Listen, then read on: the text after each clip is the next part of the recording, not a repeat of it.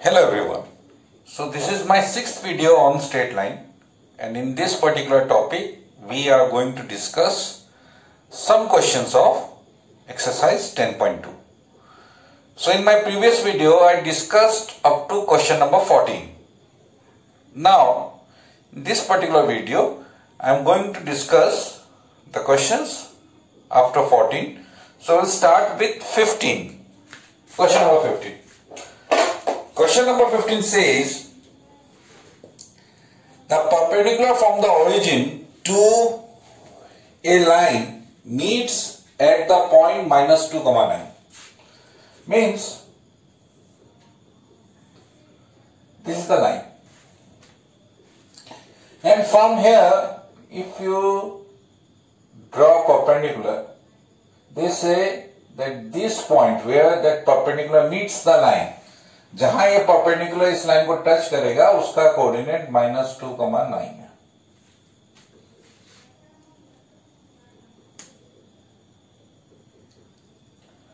Find the equation of the line. इस line का equation निकालना है. So how to do? So this is very very simple. ये बहुत सिंपल है. अगर मुझे इस लाइन का इक्वेशन निकालना है तो इस लाइन का मुझे दो इंफॉर्मेशन चाहिए. वी नीड टू इंफॉर्मेशन और two you can say any two data of this line. One data is this point -2, 9 lies on the required line.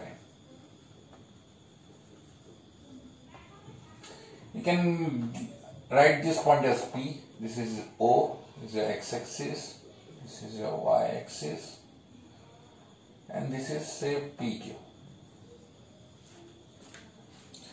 Now, one information is there. तो मेरे को एक और इंफॉर्मेशन चाहिए.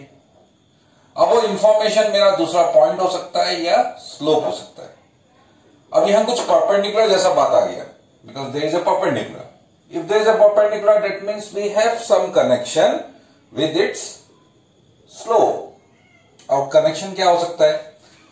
Now, we all of us know that origin coordinate is 0, 0. So, I can find slope of OP. Because I know both the coordinates, y2 minus y1 by x2 minus x1. So 9 minus 0 divided by -2 minus 0, that is 9 by -2. Now OP perpendicular to O, this is P. QR say. Make this is R. This is P. OP is R. QR perpendicular to OP. QR perpendicular to OP. So, slope of QR into slope of OP is equal to -1. That is slope of QR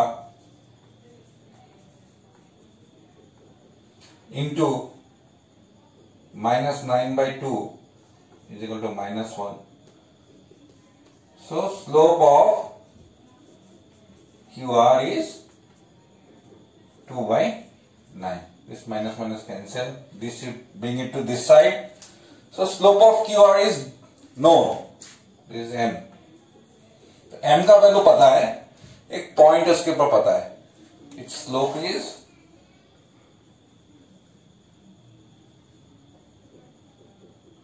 2 by 9. Now we know the slope. We know a point on the line, so we can find the equation of the line. That part you can do it yourself.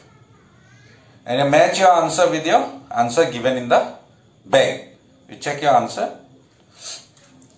so that you be sure that you have not made any numerical calculation mistakes, simplification mistakes. Now, Now there is question number 16 and 17. Both of them are of similar kind, almost similar. Now I will do question number 16, and in the same manner you can do question number 17.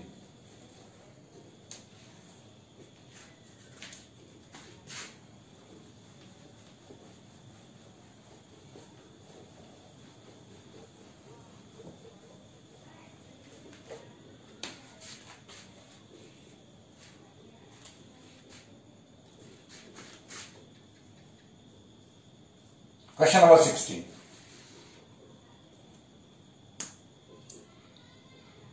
The length L in centimeter of a copper rod is a linear function of Celsius temperature C.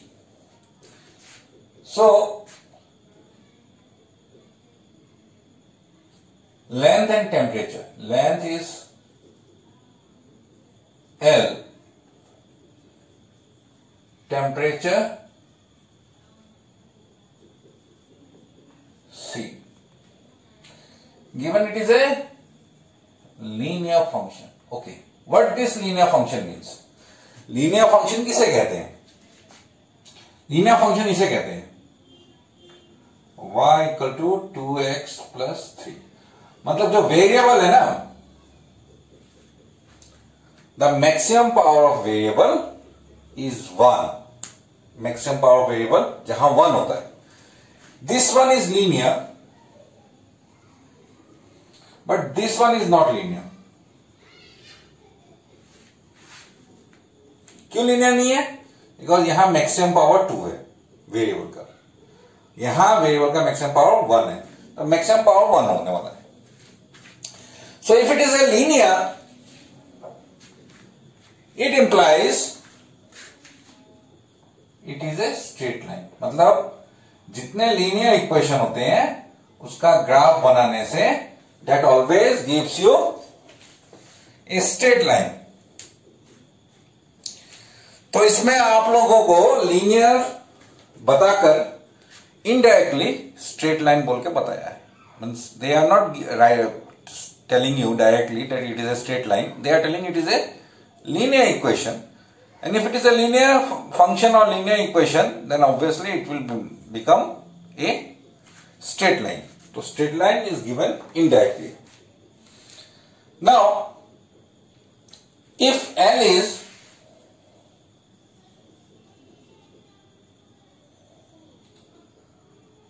(124.942) when C is 20 and L equal to 125.134 when C equal to 110.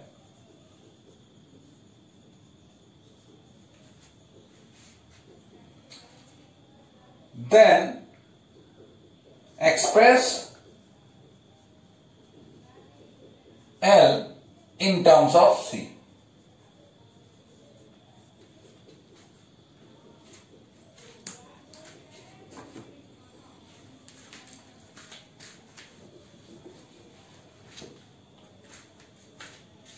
So express L in terms of C. मतलब ये कैसा है पता है? It means y equal to 3x plus 5. That is express y in terms of x. मतलब ये बता रहे हैं. अगर मैं इक्वेशन को ऐसे लिखता हूं कि y इक्वल टू ऐसे लिखा है मैंने, इस तरफ सारे x वाले टर्म है और y को मैं एक्सप्रेस कर रहा हूं इन टर्म्स ऑफ x. ठीक वैसे ही L को एक्सप्रेस करना इन टर्म्स ऑफ C. मतलब ऐसे लिखना है कुछ इक्वेशन जिसमें ये L इक्वल टू यहाँ पर कुछ C वाला टर्म रहेगा प्लस माइनस कुछ होगा लाइक दिस. वैसे बनाना है मेरे को. ये बनाने के लिए what I have to do? Since it is a linear function, then it will be a straight line. Linear function है तो straight line है. अभी तो आपको L और C का वैल्यू कनेक्शन दिया हुआ है, लेंथ एंड टेम्परेचर. तो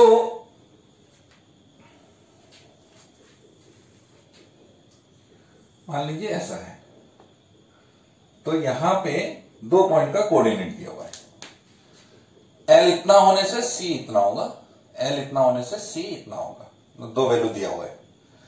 now it depends on you how you choose L and C, मतलब एक्स एक्सिस वाई एक्सिस में किसको एल लेना है किसको सी लेना है, डेट इज योर चॉइस। मैंने इसको एल लिया है, इसको सी लिया हुआ है। एक्स और वाई नहीं लिख के मैंने एल और सी लिखा हुआ है। नाउ क्वेश्चन अराइजेस कि हमको हमेशा एल यहां और सी यहां लेना है क्या? No, you have your own choice. If you want you can write L here and C here. आप लोग उसको इंटरचेंज कर सकते हैं। That totally depends on your own choice. आप अपने चॉइस से उसको कर सकते हैं। सिर्फ एक ही बात का ख्याल रखना होगा, ए बी, ए का कोऑर्डिनेट मेरे को ये लिखा है, ये इसका एल जो है ना 124.1, एल किस तरफ है? एक्स की तरफ है ना, ये एक्स के डायरेक्शन में ना, तो इसका एक्स कोऑर्डिनेट इसका एल लिखना होगा।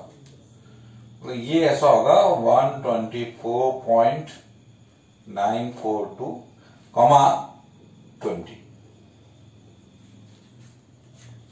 सिर्फ यही ख्याल रखना होगा कि x की जगह x कोऑर्डिनेट, y की जगह y कोऑर्डिनेट। मतलब x अगर l लिया है तो यहां l का वैल्यू पहले आएगा x कोऑर्डिनेट की जगह। वैसे इसमें भी होगा 125.134, 110।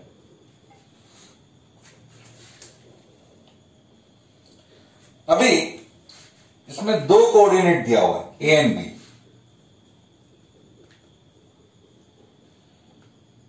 2 point form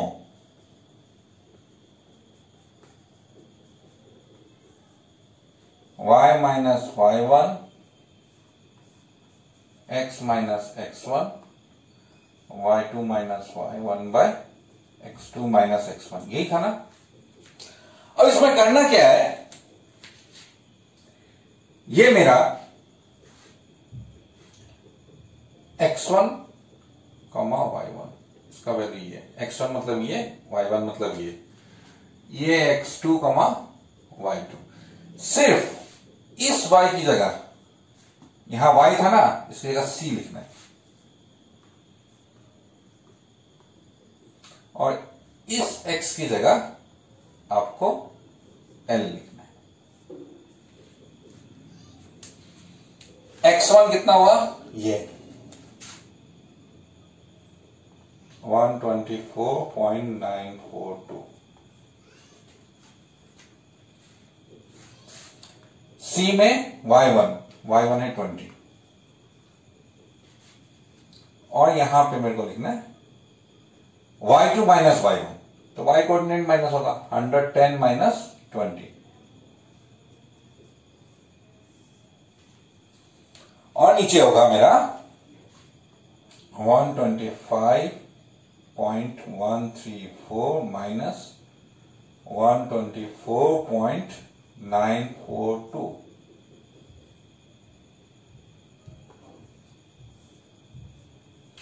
you know the calculation. ये कैलकुलेशन होने के बाद में सिर्फ एल को यहां रख के और टर्म्स आपको यहां लेकर के सिंप्लीफाई करना है, तब express L in terms of C, जो आपको पूछा गया है उसका सॉल्यूशन निकलेगा। तो ये मैंने आपको बता दिया क्या होगा। सिंप्लीफिकेशन पार्ट है, एडिशन सब्ट्रैक्शन जो भी होता है, मल्टीप्लिकेशन डिवीजन, वो सब कर लिया। उसके बाद में एल को यहां रख के बाकी सारे टर्म एक साइड में ले आए, और उसके बाद में जो एक्सप्रेशन मिलेगा वही मेरा एल इन टर्म्स ऑफ सी होगा। तो ये है आपका क्वेश्चन नंबर 16।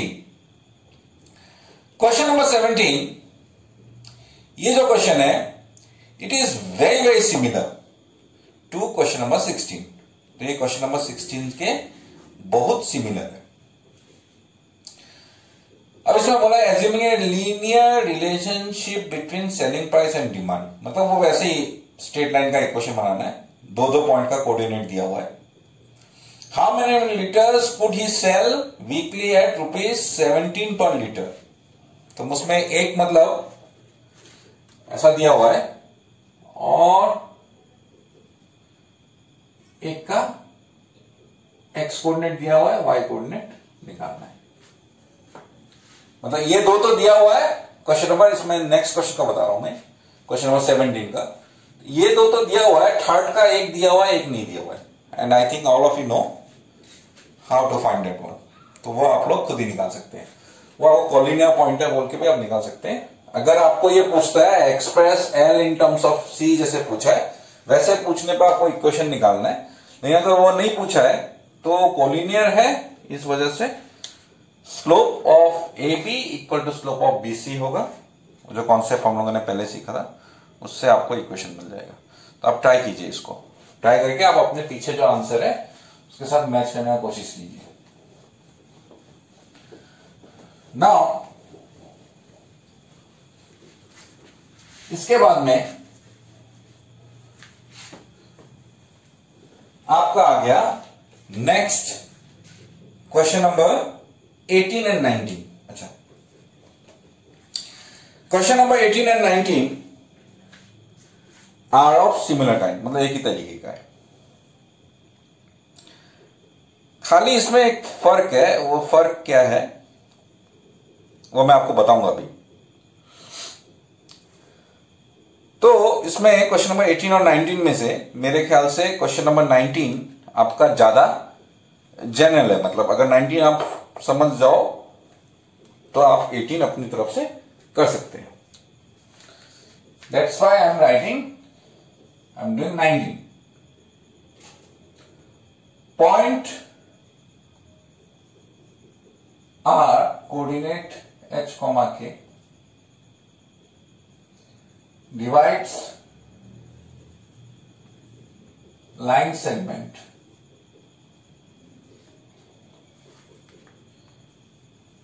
between axes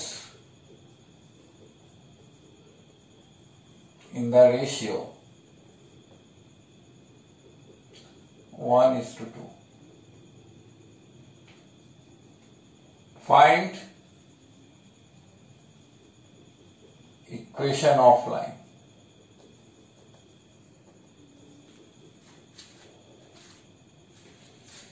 तो पहले ये क्वेश्चन आपको अगर समझ में नहीं आया तो मैं इसको समझाता हूं।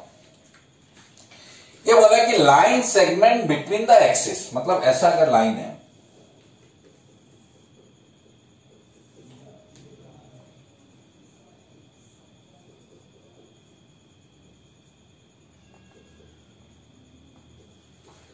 तो ये पॉइंट जो आर एच कोमा के है ना, ये फॉर एग्जांपल यहां पे है, कहीं पे।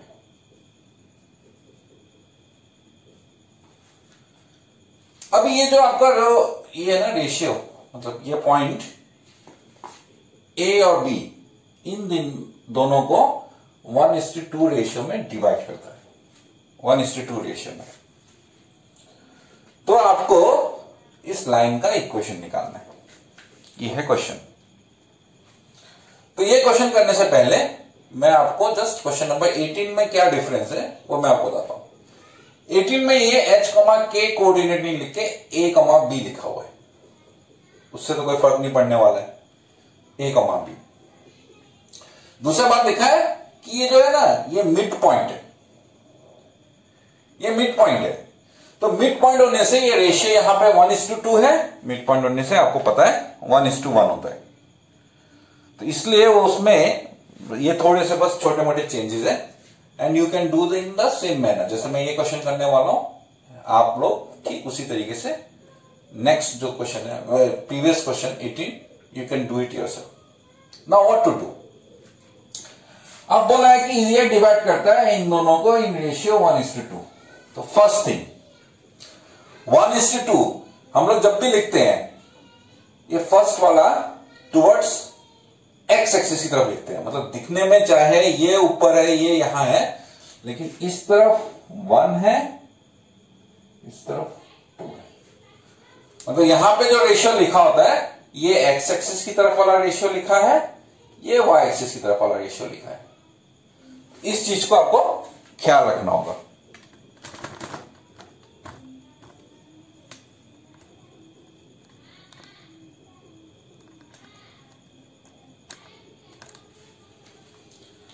तो ये आपको ये ख्याल रखना होगा, फर्स्ट थिंग। सेकंड, यहां पे रेशियो दिया हुआ, इस पॉइंट का कोऑर्डिनेट दिया है, तो ऑब्वियसली यहां कुछ सेक्शन फॉर्मूला से कनेक्टेड कुछ चीजें होगा। तो इसका कोऑर्डिनेट मान लो p,0 और इसका coordinate 0,q।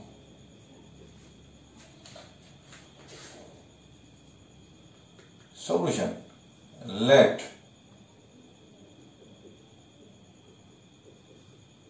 OA x intercept equal to small p। मतलब अगर ये p,0 हुआ तो ऑब्वियसली ये p होगा। तो कोऑर्डिनेट्स ऑफ A होगा मेरा p,0 and OB y intercept q। Coordinates of B 0,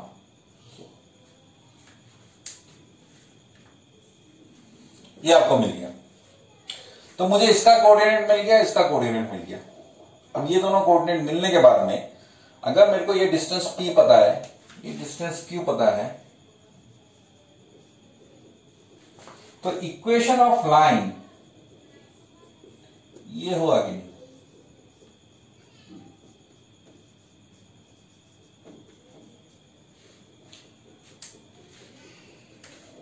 इसको बना दिया equation number 1। Now using section formula, मेरे को ये कोऑर्डिनेट पता है, ये कोऑर्डिनेट पता है और रेशियो पता है। Given AR by BR is equal to 1/2. So using section formula, coordinates of R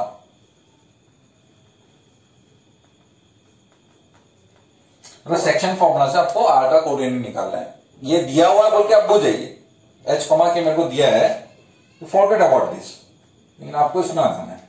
तो ऑब्वियसली क्या करना होगा, इस तरफ वाला रेशियो इधर मल्टीप्लाई, इस तरफ वाला रेशियो इधर मल्टीप्लाई। तो अगर x कोऑर्डिनेट निकालना है तो ये 2 इसके x कोऑर्डिनेट से मल्टीप्लाई होगा, 2 इंटू p प्लस नीचे होगा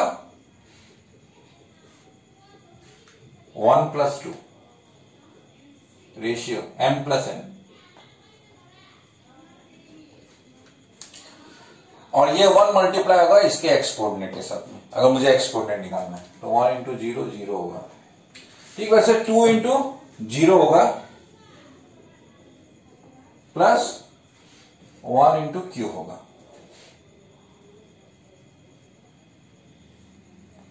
ये मेरा बन गया 2p/3 और ये बन गया q/3, ठीक है। According to question, coordinates of R H, K, इसका मतलब इसका x कोऑर्डिनेट और इसका x कोऑर्डिनेट सेम होगा, तो 2p/3 इक्वल टू h होगा and q/3 equal to k होगा। तो यहां पे कुछ स्टूडेंट को एक छोटा सा डाउट रहता है। अब डाउट क्या है, अब मेरे को अगर मेरे को सब क्वांटिटी पता होता है ना, जैसे मान लो मुझे पता है नंबर्स में अगर वैल्यू दिया होता है तो मुझे पता है कि जो अननोन है उसका वैल्यू निकालना है। अब ये क्वेश्चन हो गया जहां पे इस तरफ P भी अननोन है, Q भी अननोन है, H भी अननोन है, K भी अननोन है। अब किसका वैल्यू निकालें? ये हो गया हमारा एक प्रॉब्लम। तो इस प्रॉब्लम का एक छोटा सा सॉल्यूशन जो कि आपको सिर्फ इस क्वेश्चन में नहीं, आपके मैथ्स में हमेशा आप करेंगे, तो इसका जो स्टैंडर्ड मेथड है या जो तरीका है समझने का कि किसका वैल्यू निकालें, तो उसका एक सिंपल तरीका है। जो वैल्यू आपको क्वेश्चन में दिया हुआ है वो गिवन है, और जो वैल्यू आपने खुद सपोज किया है वो आपका अननोन है। तो आपने खुद ये बोला है कि h, k क्वेश्चन में दिया हुआ है, और लेट बोल के मैंने p और q का वैल्यू निकाला है।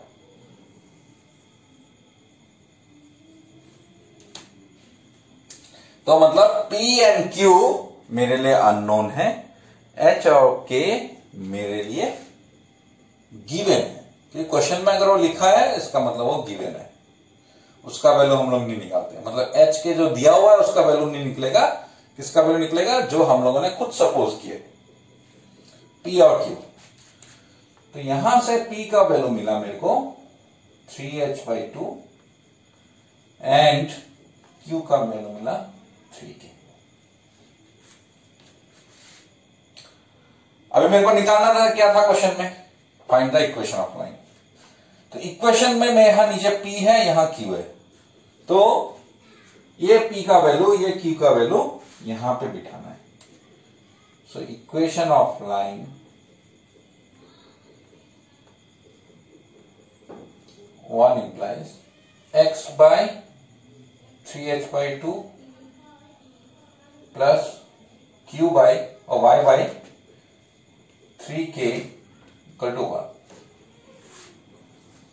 तो ये 2 को यहां लेके आ गए, 2x प्लस ये y, यहां पे अगर 3h है, यहां 3k है, मैं 1/3 कॉमन ले सकता हूं, h k इक्वल टू 1। इस 1/3 को यहां मल्टीप्लाई कर दिया, 3 बन जाएगा, and your answer will be 2x/h plus y/k equal to 3। ठीक है। Now question number 20। Question number 20 में क्या है कि by using the concept of equation of line prove that the 3 points 3, 0 -2, -2 and 8, 2 are collinear।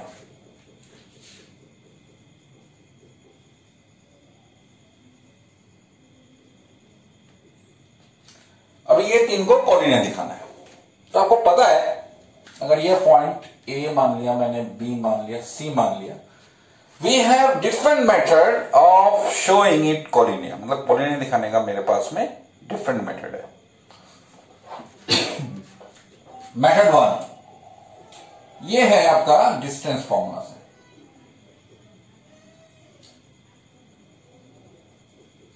Distance formula से क्या होगा? A B distance निकालिए, BC निकालिए, CA निकालिए।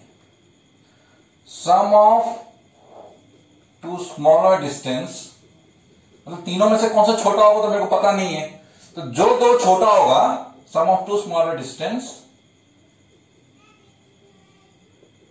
If equal to largest distance हो गया, तो मतलब इन दोनों में जो सबसे छोटा होगा, उन 2 जो छोटे होंगे उनको प्लस करना, और वो अगर थर्ड के बराबर हो गया तो A B C are collinear. Proof हो जाएगा। सेकेंड मेथड है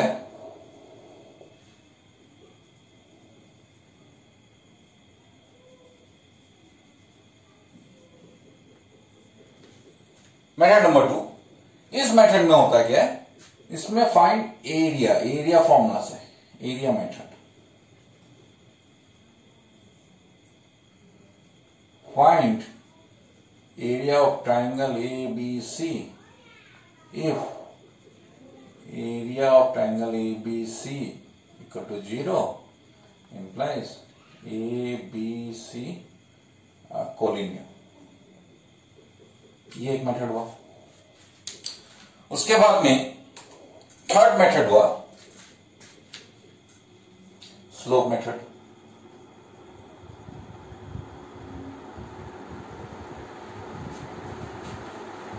slope of equation, slope of line.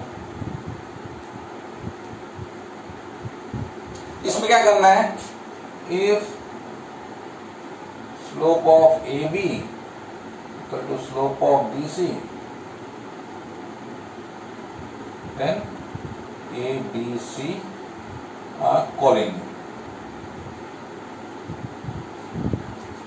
ये हो गया मेरा 3 डिफरेंट मेथड जो अब तक आपने सीखे हैं। अब यहां आपका 4th मेथड, यहां पर आपका भी एक 4th मेथड है। अब 4th मेथड में क्या होता है, उसमें उन्होंने कहा है now what you have to do by concept of equation of line.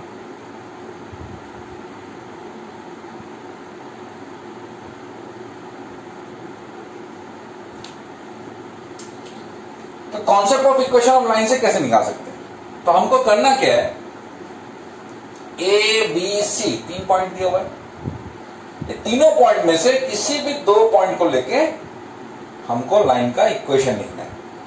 2 point का कोऑर्डिनेट पता होगा तो हम लोगों को 2 पॉइंट फॉर्म से इक्वेशन लिखा सकते हैं। तो ए मेरे को दिया हुआ है 3 0, बी मेरे को दिया है -2, -2। So equation of A B, y minus y1, y2 minus y1 by x2 minus x1 into x minus x1। तो मेरा ये हो गया y minus y1 0, y2 minus y1 -2 -3 -2 -0, y2 minus y1 और y2 -2 0 होगा, y2 minus y1 x2 minus x1 -2 -3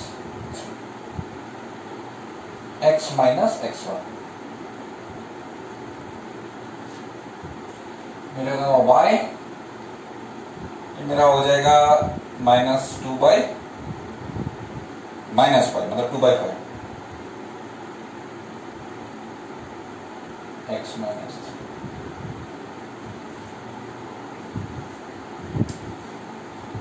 या मेरे को लिख सकते हैं इसको 5y equal to 2 into x minus 3। उसको आप सिंप्लीफिकेशन करना चाहें वो तो कर सकते हैं, लेकिन उसका जरूरत नहीं है। Now what you have to do, मैंने कौन से दोनों पॉइंट लिए थे, ए एंड बी, सी मैंने लिया नहीं था। Now what we do, let us check C 8,2 in number 1। अब करना क्या है हमको, इसका लेफ्ट हैंड साइड लेना है। नंबर 1 लेफ्ट हैंड साइड हो गया 5y।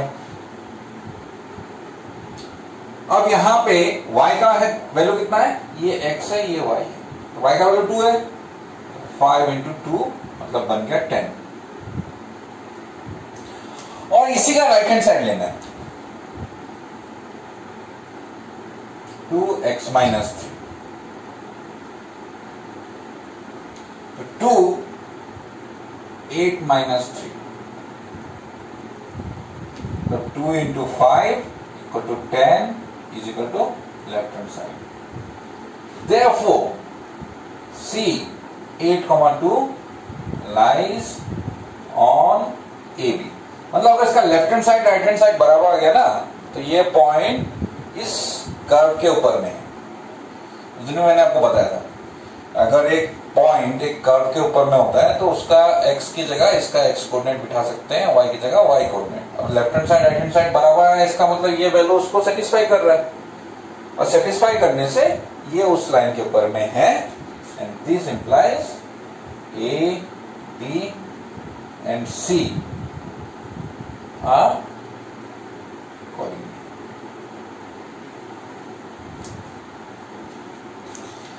ये हो गया आपका क्वेश्चन नंबर 20। तो यहाँ 4 मेथड है कोऑर्डिनेट दिखाने के, और 4 मेथड मैंने आपको दिखाए। सो इट राइट, जो जो क्वेश्चन मैंने छोड़ा है वो ट्राई करके आप पीछे आंसर मैच करके देखिए। And after that, in my next video, I'll show you the theory of exercise 10.3. So thank you very much.